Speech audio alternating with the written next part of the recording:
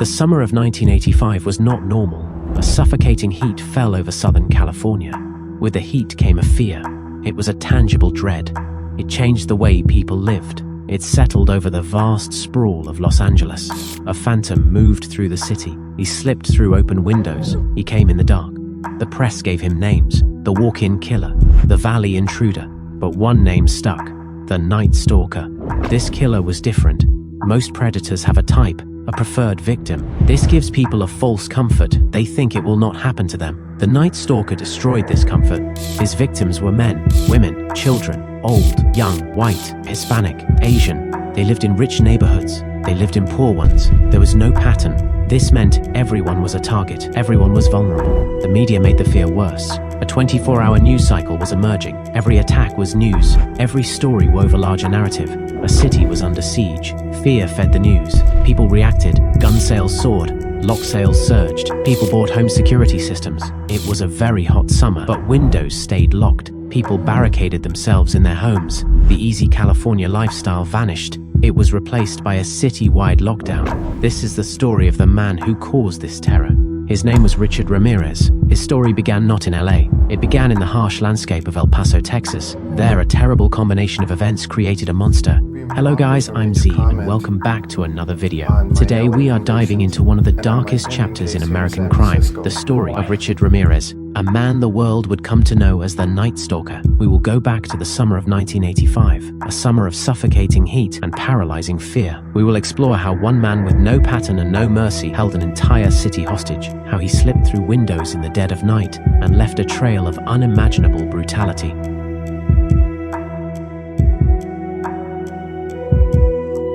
Ricardo Leyva Munoz Ramirez was born on February 29, 1960.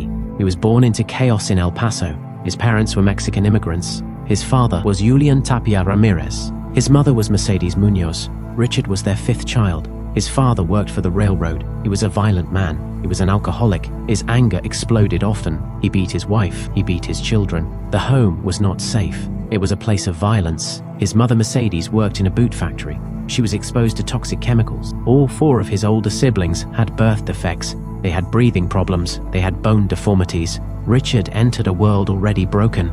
His life would be one of pain and trauma. The damage continued after his birth. He suffered severe head trauma. At age 2, a dresser fell on him. It knocked him unconscious. He needed 30 stitches to close the wound. At age 5, he was hit by a playground swing. He was knocked unconscious again. Soon after, he began having seizures. They were grand mal seizures. Doctors diagnosed him with temporal lobe epilepsy. One psychiatrist, Dr. Michael Stone, later called Ramirez a made psychopath. He argued these brain injuries were a key part of his violent development. The abuse at home never stopped. His father, Julian, was relentlessly cruel. He reportedly used a strange and terrible punishment. He would take young Richard to a cemetery. He would tie him to a cross. He would leave him there for hours in the dark. Richard started sleeping in the cemetery. It was a way to escape his father. This early life was filled with death and violence. It twisted his view of the world. At age 12, Richard found a new role model. It was his older cousin, Mike Vallis. Mike was a Green Beret. He was a Vietnam War veteran. He returned to El Paso a broken man. He suffered from PTSD. He was a schizophrenic. He had also been a killer and rapist in Vietnam. He took his young cousin under his wing. He taught Richard his own depravity. Mike bragged about his crimes. He showed Richard Polaroid pictures. The pictures showed the women he had tortured and killed in Vietnam. They were graphic images of rape, mutilation, and decapitation. Richard was not scared. He was fascinated. The photos desensitized him to violence. They fused it with sexual arousal in his mind. Mike also taught him practical skills. He taught him how to move silently. He taught him how to kill. He showed him how to slash a throat. Richard would use these skills later. This relationship had a terrible climax. On May 4th, 1975, Richard was 15 years old. He watched his cousin Mike argue with his wife Jessie. Mike picked up a handgun. He shot Jessie in the face. She died instantly. Richard was there. He saw everything. He later said it was not traumatic. He said it was another subject of fascination. This was a point of no return. Seeing this murder cemented a link in his mind. He dropped out of high school soon after. His teenage years were a spiral. He used drugs constantly. He smoked marijuana at age 10. He used LSD at 14. He was a good thief. He was known on the street as Didos, that is Spanish for fingers. He was arrested for petty crimes. He spent time in juvenile detention. He showed classic warning signs of a future killer. He was cruel to animals. He hunted rabbits and coyotes at night.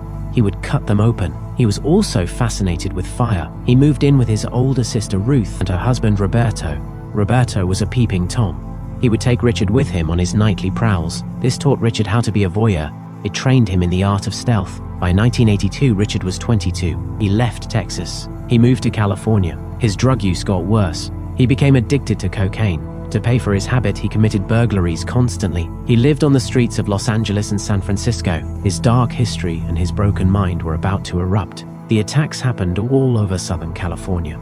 They crossed the jurisdictions of the Los Angeles Police Department. They crossed the jurisdiction of the Los Angeles County Sheriff's Department. This created chaos.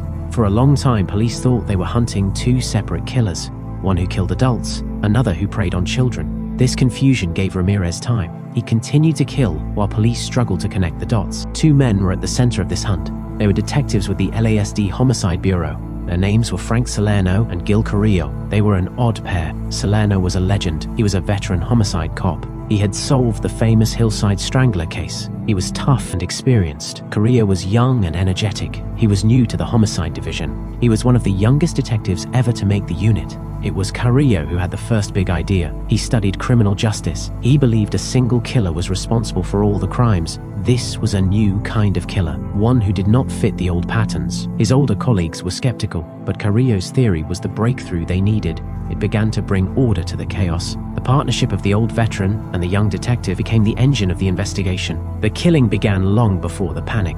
It started on April 10, 1984. The location was the Tenderloin district of San Francisco. The victim was 9-year-old May Leon. Ramirez lured her to the basement of her building. He beat her, he sexually assaulted her, he stabbed her, he left her body hanging from a pipe. The crime was so far from the latest spree that no one connected it. It remained a cold case for 25 years. In 2009, DNA from the scene was matched to Ramirez. This match proved it was his first known murder. 2 months later, he killed in Los Angeles. On June 28, 1984, he entered the apartment of Jenny Vincow. She was 79 years old. He came through an open window. He stabbed her many times. He cut her throat so deeply she was almost decapitated. Police found a fingerprint on the window screen, but forensic databases were not automated yet. The print was filed away, a silent clue to a killer who disappeared for 8 months. The attacks returned in the spring of 1985. They were more violent than before. On March 17, he attacked Maria Hernandez outside her home in Rosemead.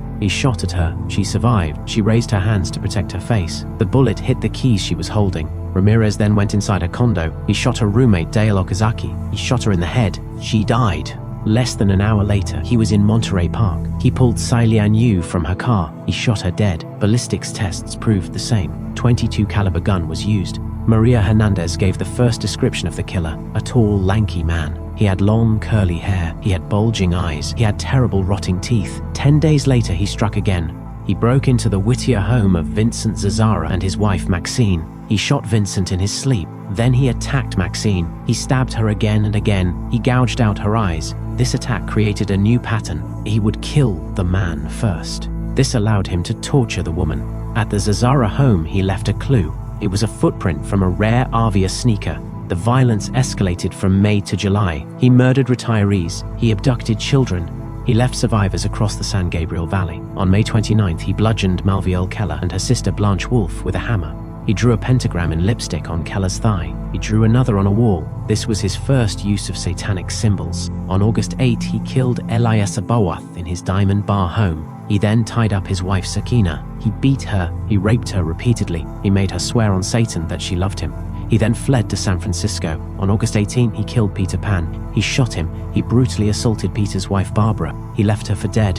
On their bedroom wall, he drew another pentagram. He wrote Jack the Knife in lipstick. His final attack was August 24th in Mission Viejo. He broke into the home of Bill Carnes and his fiancée Inez Erickson. He shot Carnes in the head 3 times. He raped and beat Erickson. He made her swear her love for Satan. The case was solved by small pieces. They slowly formed a picture. The shoe print was a major clue. It was from a men's size 11.5 Avia sneaker. Police discovered only one pair of that specific shoe was sold in Los Angeles. It was a powerful link, but the clue was compromised. The mayor of San Francisco, Dianne Feinstein, held a press conference. She told the public about the shoe print. Ramirez heard this news. He threw his Avia sneakers off the Golden Gate Bridge. The second clue was his teeth. Survivors all described them. They were yellow, rotten, and gapped. This detail was unique. It became a key part of the police sketch. The final breakthrough came from a boy. His name was James Romero. He was 13 years old. On August 24th, he was outside his home in Mission Viejo. He saw a suspicious car prowling the neighborhood. It was a stolen orange Toyota station wagon.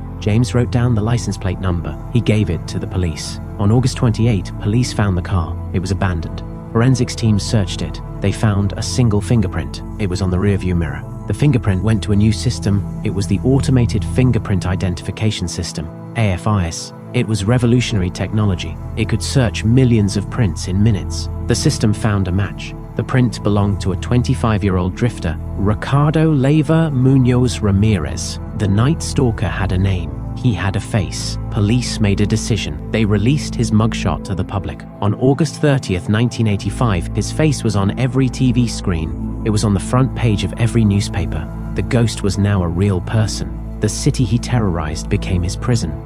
Ramirez did not know he was famous. He was on a bus returning to Los Angeles. On the morning of August 31st, he got off the bus. He walked into a liquor store in East Los Angeles. He saw his own face. It was on a stack of newspapers. An old woman saw him. She screamed, "El Matador!" Ramirez panicked. He ran. He tried to carjack a red Mustang. The woman driver fought him off. He ran down the street. He tried to pull another woman from her car. Her name was Angelina de la Torres. Her husband Manuel heard her scream. He ran outside. He was holding a steel fence post. He hit Ramirez hard on the head. Ramirez stumbled. Neighbors poured out of their homes. They saw the commotion. They knew who he was. The fear and rage of a city exploded. A crowd of people cornered Ramirez. They beat him. They kicked him.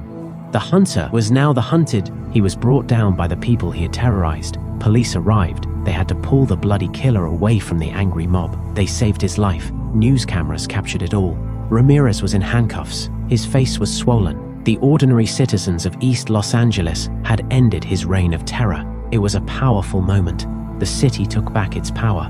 The trial of Richard Ramirez began in January 1989. It was a spectacle. It cost over $1.5 million.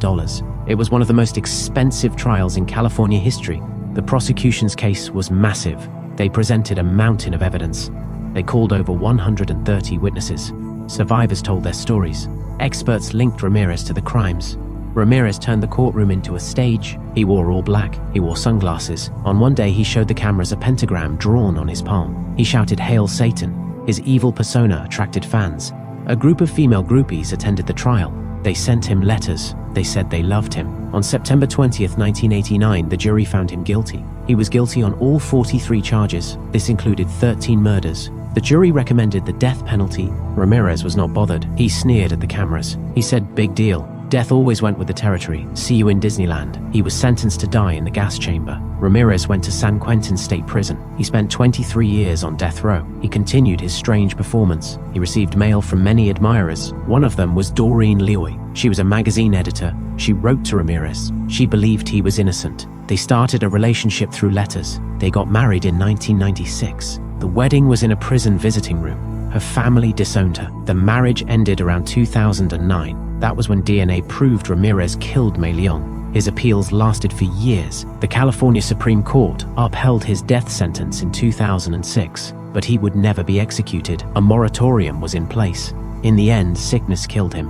On June 7, 2013, Richard Ramirez died in a hospital. The cause was complications from B-cell lymphoma. He was 53 years old. The man who terrorized a city died not in the gas chamber, but in a hospital bed.